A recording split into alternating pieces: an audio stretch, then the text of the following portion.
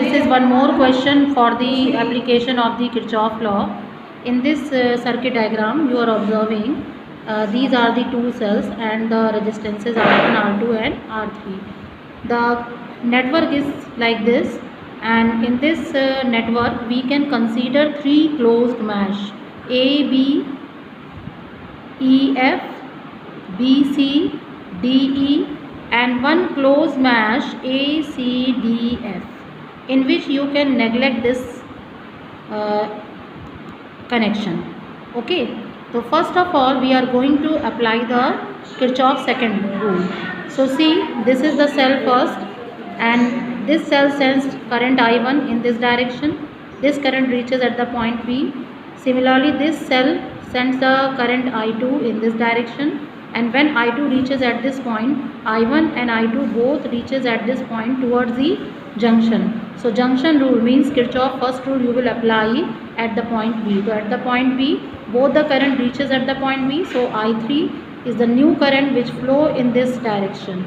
So I3 is the sum of I1 and I2. So this I3 will flow in this direction. Now first closed mesh I have considered A, B, E, F.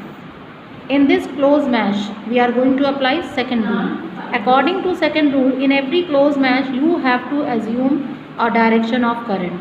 So if I will consider a direction of current anti-clockwise, so whatever the current flowing in the same direction, they are considered as positive, and the current flowing in the opposite direction to this direction, they are considering as negative. Okay, so here see, this I1 current flows in R1 and this I3 current flows in R3. So I1 is flowing here. So I1 R1 positive. Why? Because the direction of I1 is same as the direction of assumed current which we have taken. So I1 R1 positive, and this I3 is also flowing in the same direction of the assumed current. So it is also taken as positive. So I3 R3 is the sum product of the current and resistance.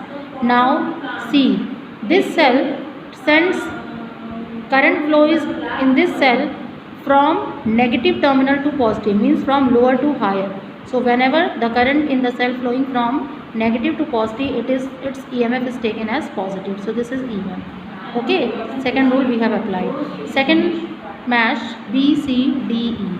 In this mesh also I have taken the direction clockwise. Now in this mesh I have taken the direction clockwise. So current flowing in the clockwise direction taken as positive, and the current flowing in the opposite to this direction taken as negative. So see, this I2 is flowing in R2 and this I3 is flowing in R3 in this closed mesh. Okay, so I1 R2 positive and I3 is also flowing in the clockwise direction. See, same direction of I3.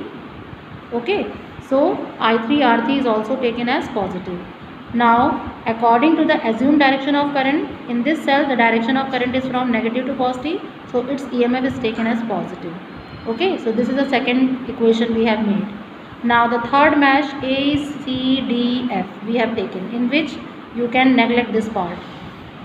So here now you will be getting the two cells. Okay, now see, if I will consider the direction of current in this big mesh, that is anti-clockwise direction. Okay, so whatever the current flowing in the anti-clockwise direction positive, and the current flowing opposite to this direction taken as negative. So see, this current I1 is flowing in the anti-clockwise direction, but this I2 is flowing in the opposite direction, clockwise direction. So when you are going to make the equation I1 into R1 positive, and only this resistance you will consider here because this line you have neglected. So I2 is flowing in R2, but the direction of I2 is just opposite to the assumed direction of current. So I2 is taken as negative, I2 R2. Clear? Now according to this direction, the direction of current in the first cell from negative to positive, so its EMF is taken as positive. But the direction of current in the second cell, this direction is opposite, positive to negative, lower, higher to lower. So in this case the EMF of this cell is taken as negative. So this is the third equation we have made. So these are the method to form the equation in the different kind of meshes in the given network.